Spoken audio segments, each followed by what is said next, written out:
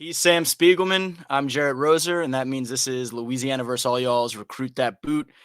Sam, we've kind of said for a week or so we get into some stock risers, or if you want to use the term boot scooters, up the rankings or, or up the recruiting profile or prominence. I know you like that boot scooting term. You wanted that to be the name of the show. We said we'd talk about some of these guys that are really raising their recruiting profile, or that we see about to potentially do so this offseason. And so we each have I think you have five. I have a list of probably like 30 that I've tried to trim down to five. Sure. But we'll come up with, five each, and talk a little bit about some of these guys to watch here as, spring ball wraps up and we get real close to this summer camp circuit. Man, congratulations also on the announcement officially that you're back to Rivals. We'd already kind of alluded to that last week, but congratulations. How we doing? And are you ready to talk some boot scooters or stock risers?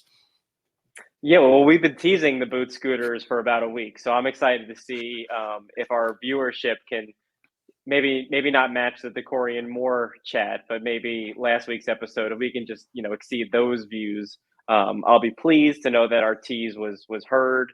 I'm doing great. Thanks for asking. Yeah, we announced, not we, Rivals announced my return yesterday. We were all at Rivals together. We launched the LSU site there, and then from there I jumped into an analyst role, which I think between the two of us, we were able to really just not to pat anyone shoulders, but just really continue to bring Louisiana attention on a more national and regional scale. So I'm excited to get back. Excited to get back to work. It's been a long hiatus for me.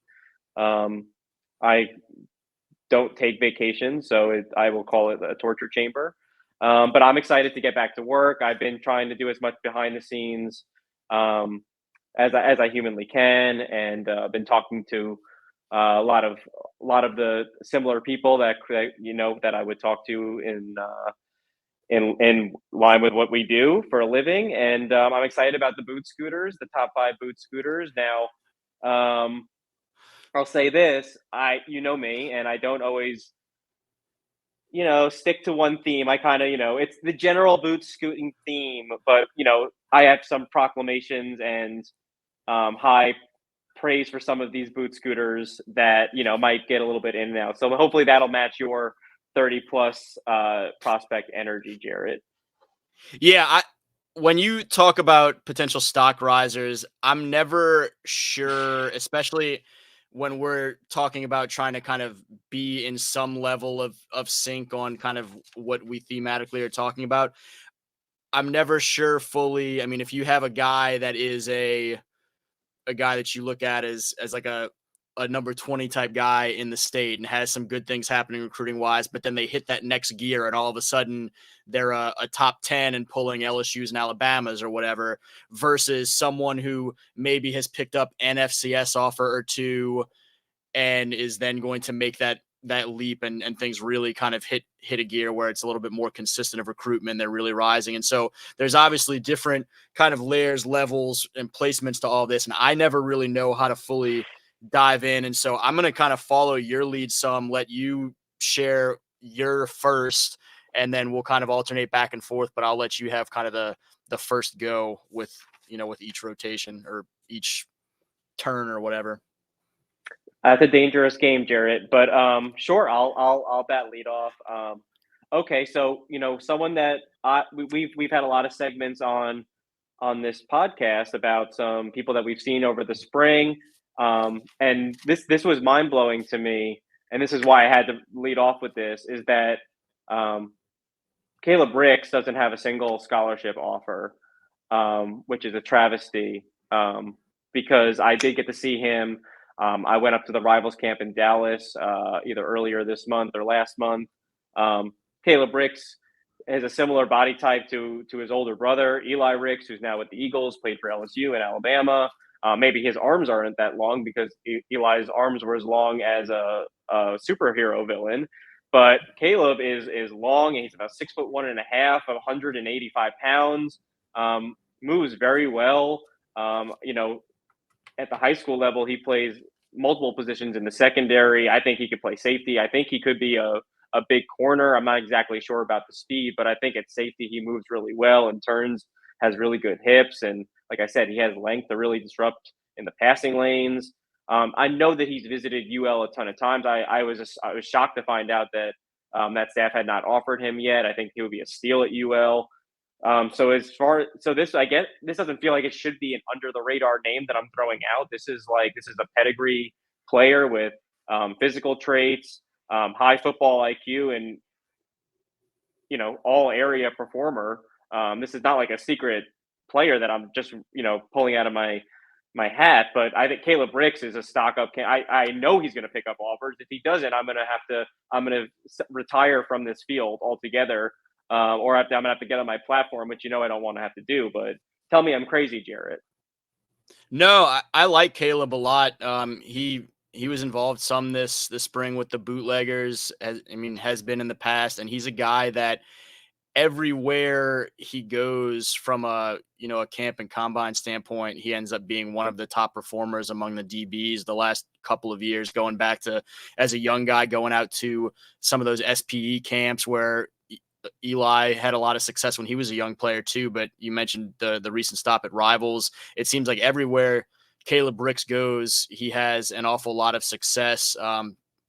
Tall, long, smart football player. Had a few interceptions this past fall for his Santamont team, and so I really have been surprised we haven't seen the offer list pick up to quite the extent that I would have anticipated over the past year. I know you mentioned the Cajuns, he's had several schools for a year or so now take some pretty close looks at him. Duke was involved, certainly was kind of one of the first ones that I heard watching him a lot with Dwayne Thomas was up there. And so I am interested to see now when he gets a chance to get out to some of these college camps again this summer, get in front of the college coaches. It seems like just a matter of time before some more of them start pulling the trigger and making the move. Couldn't agree more. I've seen a lot more P4 safeties and corners that move a lot worse than Caleb Ricks. And like I said, for a big body DB, turns and attacks the ball really well. I don't like you said he had a couple of picks. I don't know if he's that big time interception turnover causer, but he's very sound. Very consistent and brings a lot of those physical traits that you want to insert in your secondary. Caleb was somebody that is on my long list. I have a couple of guys, I think 3 or 4 guys that I kind of zeroed in on and prioritized a little bit more. And so I'll throw another one of those out. I'm not sure if we've talked about him yet on some of these recent weeks episodes, but we've certainly talked a lot about him behind the scenes.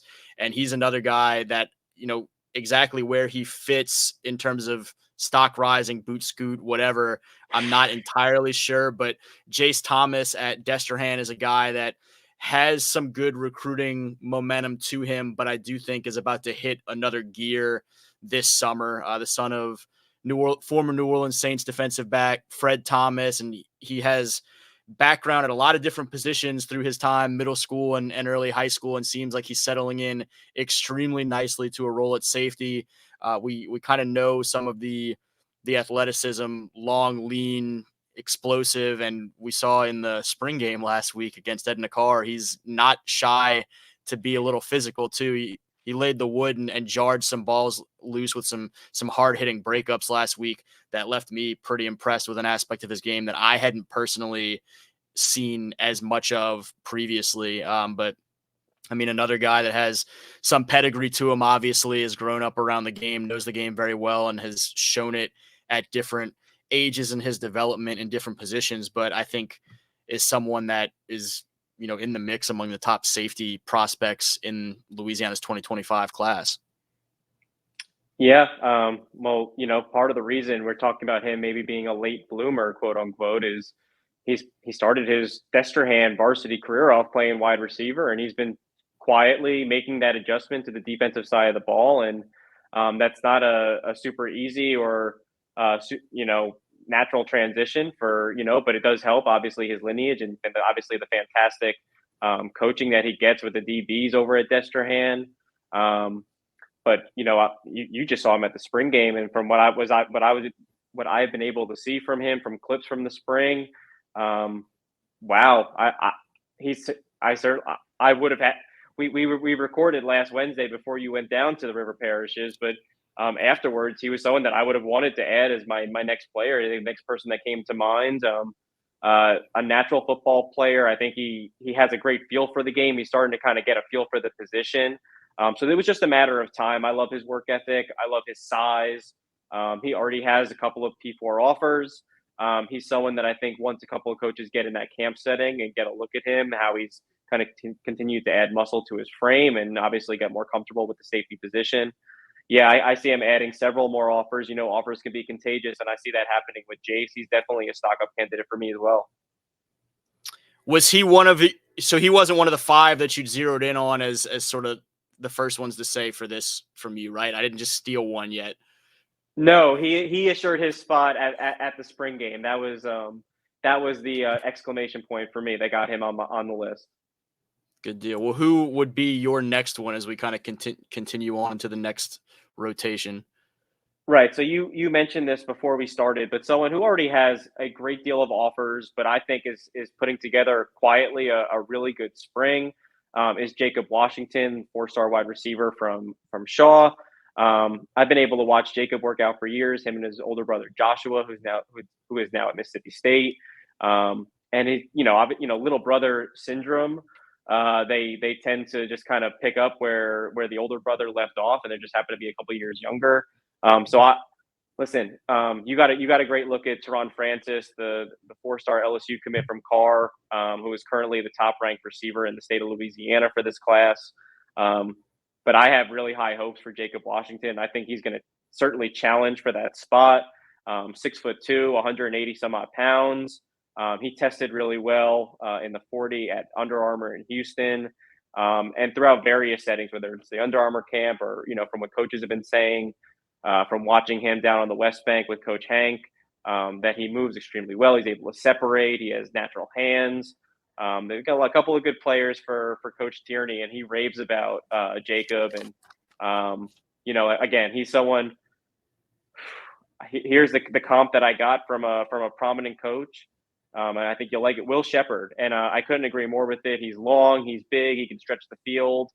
He kind of glides downfield. He makes everything look easy, and again, I guess I sometimes see the early underclassmen version, but I still view him as so young and still so much room to continue to grow and sharpen that I know he's going to challenge for that wide receiver 1 spot in the state. And I think he's going to put himself on more of a national spectrum here in a couple of months. Yeah, he's a guy that we talked about with that DeCorian Moore conversation last week, some potential directions where you could see LSU ramp up some of its recruitment, and a guy that's listed at about 6'3" and running 4.3, 4.4 40s is a pretty nice athletic profile to start for him. And you mentioned, I think, a lot of untapped potential as he continues to sharpen his skill set to go along with some of those natural traits. I like that a lot. Would love to see him end up in an LSU class, which kind of goes to the the conversation of what next gear his recruitment and ranking and profile and all of that can go to. Another guy that has a few offers, not quite on the same scale yet as Jace Thomas and Jacob Washington. I'm not sure how much you've seen of this guy yet, but I'm sure he's on your radar. Kyrie Paul, the speedy athlete at Estruma, running back for them, big return guy, weapon in the passing game as well. Just the quickness of his feet and the ability to explode and break away anytime he touches the ball has been really impressive. He's got a handful of offers so far. I think Louisiana Tech, Arkansas State, Grambling State, Southern, and Lamar are kind of the start of his recruitment. And I think that's only the beginning for him. Obviously, a program that in recent years we haven't seen a ton of high-end D1 guys come out of. It was a huge story when Le'Veon Moss was coming out a couple of years ago, but I think Kyrie Paul might be the next one that has a chance to hit that kind of big college potential on the recruiting trail. How big is he? He is listed about 5'10", 175. So not a big back or big receiver by any stretch, but not an undersized guy. He's got decent next level size. No, that I love these kind of players. You see them at the high school level where they can, they kind of play every position. They're impactful on offense, on special teams, and with that kind of size, kind of a scat back. It can also work in the slot. Obviously, Louisiana has a ton of those sort of characters this particular cycle. So yeah, he's definitely a name going into his senior year. As definitely someone who can kind of take his recruitment to that next level, like you mentioned. Who do you have as your third guy you want to chat about? Probably the highest, another high, in my opinion, should have been higher ranked. So that's why maybe he's still high on my radar, and I think he had an excellent spring on the track. Aiden Anding, I know that he picked up a couple of offers, namely Texas, Miami, and Ole Miss. But come on, what 6'1", 185 pounds. Like I mentioned, I've had some time to recap some of my film the past couple of months, and going over what he did for Ruston in the state championship game, against Zachary, returning the punt, and obviously his play against Trades Green, who has 6 inches on him. I just think Aiden Anning is a total package at corner in this particular cycle. He's been fantastic on Ruston's track team this spring, and I think from a physical standpoint, like 6 foot, 180 pounds. I think it was a great offer by Terry Joseph in Texas. I thought, I mean, the same goes for, I guess, a lot of these Ruston kids. I thought their recruitment would have all seen different heights after that season and the film that they put together last year. And Aiden Anding, someone like Josh Brantley, who's also physically talented through the roof, would have all seen 10 to 15 offers.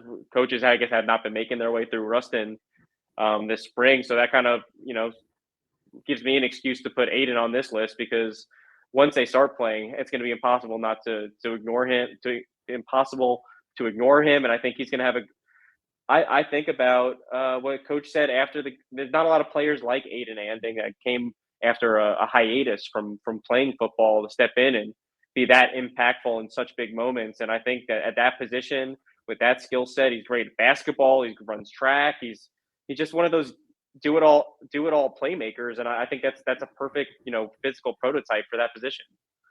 Yeah, he was pretty high on my list. I love Aiden Anding, a multi-sport guy, all state across the board in all of these sports, and to watch what he did, as you mentioned, in his first year essentially of notable varsity football, getting back to that team, to be an all-state guy, to match up against some of the top receivers in the state, to give up at least 6 inches to Trades in the dome and still be able to show the athleticism and spring to his game, to get up to where even when Trey is high pointing a ball, Aiden has a hand on it. It just, it's tough to come down with that when Big Trey has 2 hands on it. But even the catches that Trey made, Aiden was all over. And he's a guy that very similar to a Jace Thomas. He's got a bunch of offers, but I expect that to hit another gear this summer. Aiden is someone that I've expected for a long time for LSU to make a move on, by the time we get to June and Aiden gets down here and camps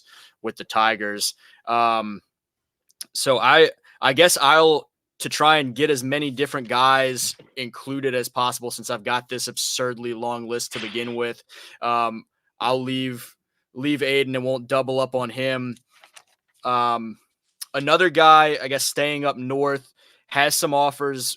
Witten Van Hoy, the big offensive lineman from Benton, who I watched his film for the first time 2-3 months ago, I guess, off of his junior year, and was extremely impressed. Listed at 6'7", 305, and was moving real well with that big frame. I mean, from first step to getting up to the next level or getting outside in front of some screens and whatnot.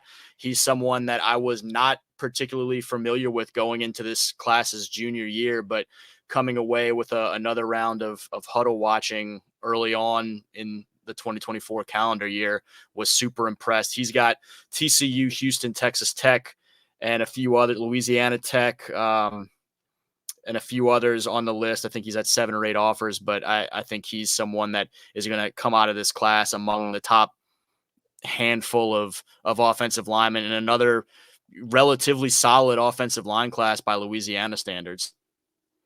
Yeah, notice all the schools that have offered him recruit Louisiana very, very well, and they all realize that in the little pocket in North Louisiana, there's a kid that I remember at LSU camp last year. Um, Not only was he one of the eye catchers for me at that camp, but his measurements were eye catching, and that was going into his junior season. So obviously, fast forward an entire year, he's bigger, he's stronger. His tape was excellent. I couldn't agree more. Um, to me, he's one of those guys who, maybe in five years, you're not super surprised when you hear that he's getting drafted in the first couple of rounds, because he fits the bill as a future NFL offensive tackle. His dad played, and yeah, listen, those I think has great offers by TCU, Texas Tech, and Houston. Like I said, those are schools that recruit Louisiana very well, and I think Mr. Van Hoy is I think we're gonna be talking about him a little bit on this podcast over the next couple of months. And I'm going to stick with that offensive line theme. Last year we saw the big game between Calvary and Captain Shreve. Couldn't help but notice Lionel Perdome next to Devin Harper on that Captain Shreve offensive line. Lionel, he's going to play left tackle for Captain Shreve this year. Personally, I think he's one of the best interior offensive line center, more likely. So center projections in the entire Southeast. I love what I've seen from him, obviously on tape, and then he put out his spring tape a couple of days ago, and I was really impressed with how he looked at left tackle. He's an eye catcher off the bus, and I had one SEC coach that said he's going to be a future SEC, all conference center in a couple of years, and that kind of matched what I thought I saw on tape. Lionel Perdome, listen, his recruitment is definitely taken off. He's got a handful of offers, but he's someone I think that playing left tackle, and as college coaches get through the 3-1-8, Captain Shreve is a must stop to go see Perdome, and wouldn't surprise me if he added another couple offers. Yeah, I agree with that. He's somebody that on the spring prep red zone Louisiana rankings he's somebody that last summer, from seeing him at LSU a little bit, I was impressed enough to get him on that list, and then watching his junior tape made a huge jump up. I was trying to find him on my list and see exactly what number I had him at, but he's someone that is in that, the top couple tiers of offensive linemen, at least in this 2025 class in Louisiana. Louisiana is an offensive line state in 2025. Yeah, what's happened the last couple of years? We had Coach Orgeron at LSU talking, I guess, prior to that Will Campbell and Emory Jones class, talking about how Louisiana hadn't had as much of a track record of producing offensive linemen as certainly some other positions like the defensive line, defensive back, et cetera. And we've had a nice run of some really good offensive linemen in recent years. Flip side, in terms of athletic profile and positioning and whatnot, I wanted to throw as one of mine on here, Kylan Wheeler, the speedster out of Rain. He's another guy that's got a few offers. I've got him with Lamar, Mississippi Valley, SEMO, Grambling State, and I think Graceland maybe. He's got 4 or 5 offers early on, but he's someone that was an all-state receiver for a traditionally run-heavy offense with the Rain Wolves. He's a little bit bigger seeing him in person this spring than I realized, watching his junior huddle. He's listed at 5'11", 175. I saw him And obviously, this is a different setting and different stakes, but in some 7-on-7 settings, the ability to show some strong hands and make some catches despite people trying to bowl him over a little bit and get physical with him in that setting. And so when you pair that with consistent 4.3 40s and some of the things he's able to do with some shake to his game, he's someone that I think when colleges see him touchdown this summer and run some of those, 4.3 or low 4.4 40s and some of the other things he can do as a route runner, I think we see some of those offers start to roll in at a higher pace. Cue the Atlantis Morissette. It's like rain. Well, yeah, I like the speed theme. I'll wrap it up with my speedster of the spring, Frizzell Shepherd of Scotlandville. His recruitment is just starting to take flight. Mississippi State and Baylor have extended offers in the last couple of days or so. But listen, Scotlandville doesn't exactly have Eli Holstein playing quarterback this year or last year. So the tape is it is what it is. But this is from a physical standpoint, 6'3", what was it, 180, 190 pounds. He's a big receiver. He clocked a 10.7 this spring. Listen, again, despite the quarterback play, you're trying to judge him on what he can put on tape, and he's got some wiggle. He made a lot of difficult catches through contact. So not only does he have the speed to break away downfield, but you love seeing him play physical and through contact and use that frame to his advantage and show off contested catchability. He's someone that in a camp setting would be the perfect candidate to kind of pick up one of these bigger offers, see his recruitment kind of take flight, and then see these offers become contagious when people can see what he can do outside of the high school arena. Yeah, another real good one, guy that's on my list here as well as on my list. I chatted with him a little bit at Outdoor Track and wanted to try and connect soon and have kind of a longer conversation with him, just introducing some more folks to Frizzell Shepherd Jr. As someone to watch in this 2025 class in Louisiana. And that leaves me kind of wrapping all this up and feeling bad for anyone on this list that I don't end up including. But I guess picking one guy that is more under the radar, hasn't been in an interview on Louisiana versus All, also hasn't been highlighted as much on this channel just yet. But Brandon Henderson, another multi-sport guy up in the Shreveport area, a guy that is a decorated football, basketball, and track athlete through the years.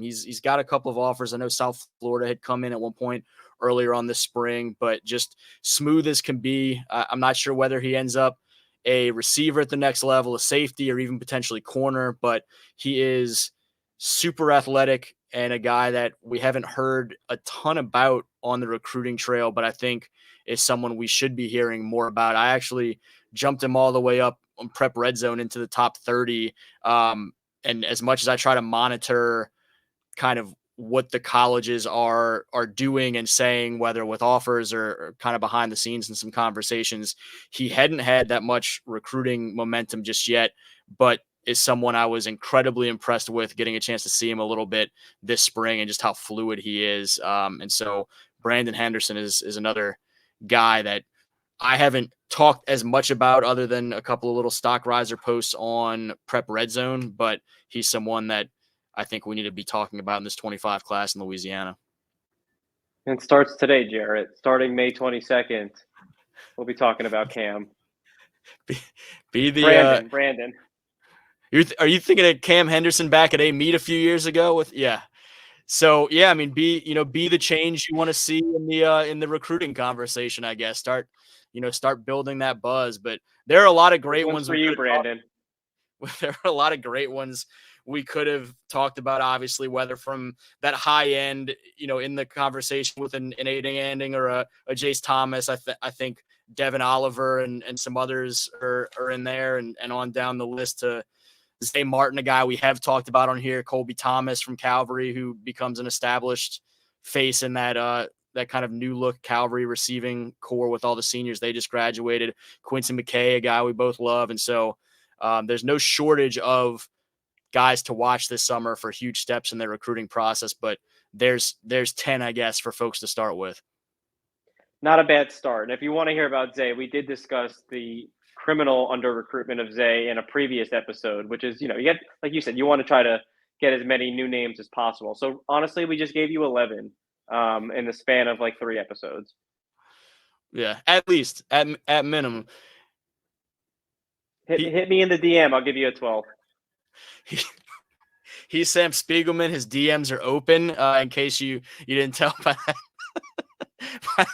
that proclamation, he'll be answering any and all messages to his Sam Spiegelman Twitter account, Instagram account. He'll keep tabs on all of it for you guys to talk more. Again, he's Sam Spiegelman back with Rivals, newly announced on Tuesday that he's back, somewhat of a full circle back with Rivals. I'm Jarrett Roser. This is Louisiana versus all y'all's Recruit That Boot. Thanks for tuning in as always, and look forward to chatting with Sam some more next week.